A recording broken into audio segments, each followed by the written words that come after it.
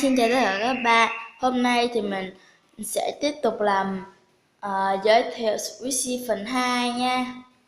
Thì ok, bây giờ mình sẽ bắt đầu giới thiệu luôn nha. Thì bây giờ thì mình đã làm được thêm một số cái mới rồi, nên là mình sẽ giới thiệu cho các bạn vài cái chứ không phải một cái nữa nha. Rồi, ok, cái đầu tiên mà mình muốn giới thiệu cho các bạn đó chính là cái này. Đây là mình đã đóng gói sẵn vô bịch rồi nha các bạn. Đây là một cặp sushi sandwich nha, tại vì mình làm không có giống cho mấy. Bắp rất là mềm luôn. Vì hai em này là một cặp nên mình đã làm cái dấu hiệu đằng sau chứng để cho là một cặp. Thì đây là nếu như hai em này gộp lại thì sẽ thành một cái ngôi nhà nha. Đây, mình đã đóng gói rồi nên khó thấy một chút xíu. Hai em này hợp lại thì em này nửa cái cửa, em này cũng nửa cái cửa, hợp lại là một cái cửa chính của ngôi nhà. Còn đây là một cái cửa sổ, hai cái cửa sổ là đã thành một cái ngôi nhà rồi nha các bạn. Đây, cặp đôi sandwich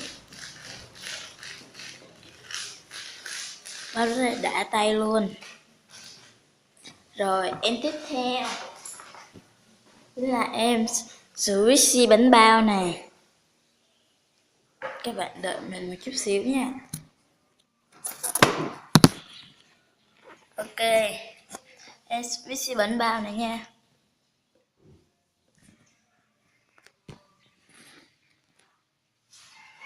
Rất là dễ thương. Thì mình cắt thì không được tròn nha các bạn. Đây các bạn có thể thấy cắt không được tròn mấy, nhưng mà cũng rất là dễ thương, cũng rất là mềm luôn. Rồi em Squishy tiếp theo để cho em Squishy điện thoại nhỏ này, cực nhỏ luôn, mình làm cực kỳ mỏng ha.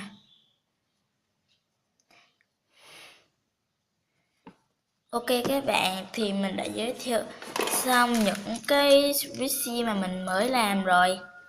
Đây.